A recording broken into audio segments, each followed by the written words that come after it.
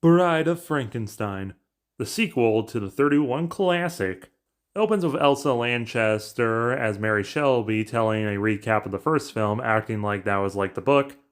Okay, yeah, I guess it is more interesting than random clips from the last film all out of context. The film properly begins with a couple looking over the burned windmill from the end of the last film, but then the guy falls into it, discovering a cave flooding with water, and the monster's down there. He gets into a tussle with him, and then the monster climbs out and tosses her down with him.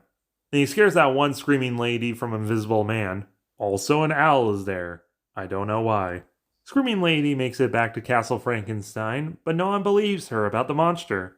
And Frankenstein's wife, Elizabeth, has been recast from Mae Clarke to 17-year-old Valerie Hobson. But Colin Clive gets to reprise his role as Dr. Frankenstein, but he very almost wasn't, given his alcoholism made him hard to work with. But James Whale, the director, insisted. Unfortunately, his alcoholism caught up to him 2 years later when he died at the age of 37. Either way, Hank Frank is better, and he feels sorry and doesn't want to do any more monster shenanigans. But his former mentor, Dr. Pretorius, played by Ernest Fessinger, keeps trying to pull him back in. And he says he should do more monster shenanigans. Like him, how he grew tiny people. These effects are incredible for 1930s. And this is even before The Incredible Shrinking Man. They are not green screened in, that didn't exist yet. This is a composite shot where they took two slices of a film, one with Pretorius and Frankenstein being normal, and then the tiny people are different actors being placed on top of the first slice. Meanwhile, the monster is running around the woods, getting into trouble, everyone hates him, starts shooting at him, he gets crucified, hauled off to jail, escapes into the woods and meets an old blind man, directly lifted from the book.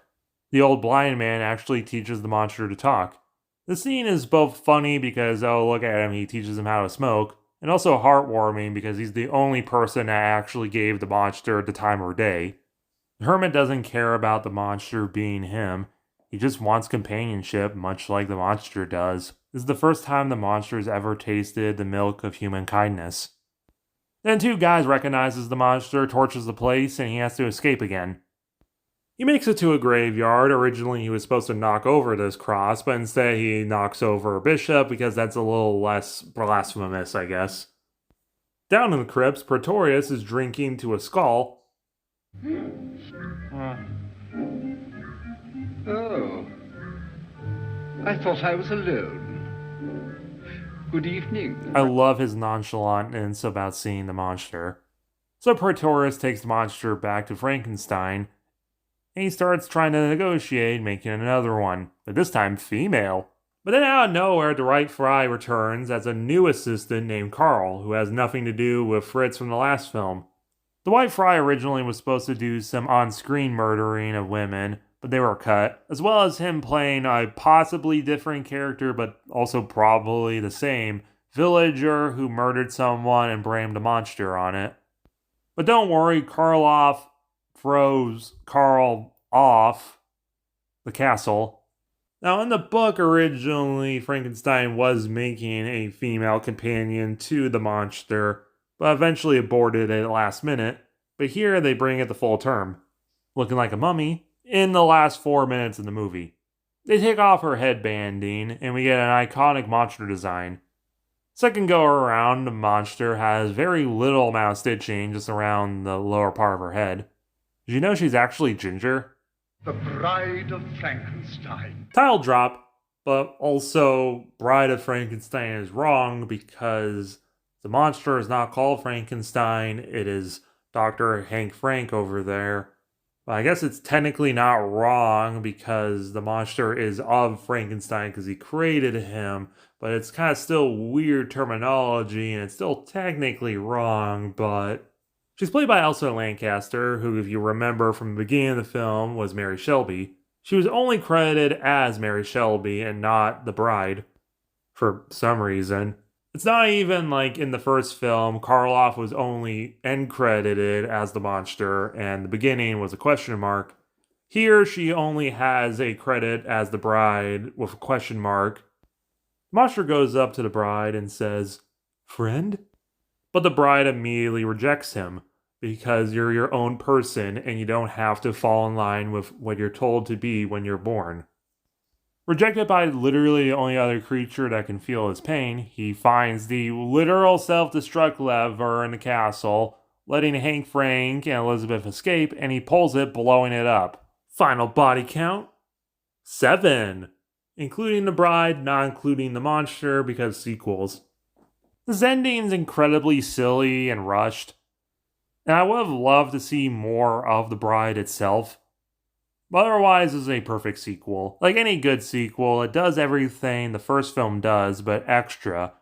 Like the beautiful sets, the music, the acting. The film's even really funny and super aesthetic. Colin Clive is still excellent as Dr. Frankenstein, putting in an extra layer of tragedy that he doesn't want to continue his work, but is getting forced to by Praetorian.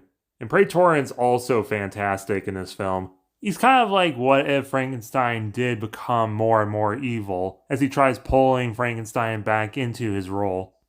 Ernest Festinger has a great voice. He's incredibly charming and funny, and also a sassy bitch. Boris Karloff is still iconic and great, and even more so in this film, with ultimately the film being about how the monster is failing to just want to be in love. He originally didn't want to talk as the monster, but I think it adds an added layer of sadness to the character. And shout out to Jack Pierce, the makeup is incredible. The monster, of course, was burned at the end of the last film, and we do see definite damage on him, now exposed, some clamps holding his head together. And at the beginning of the film, he is definitely burned, and then throughout the film, he looks like he's slowly healing. And the bride, of course, is a completely original design, with that crazy beehive hair, apparently inspired by Nefertiti of Egypt. Basically, this film is the ultimate gothic movie. It's sad, it's tragic, it's funny, it's tragic, it's beautiful, it's funny, it's a little silly. And ultimately, if you can watch both this and the original film back to back, definitely do it. 10 out of 10. There also might be some gay undertones to the film, but you can make your own conclusions on that.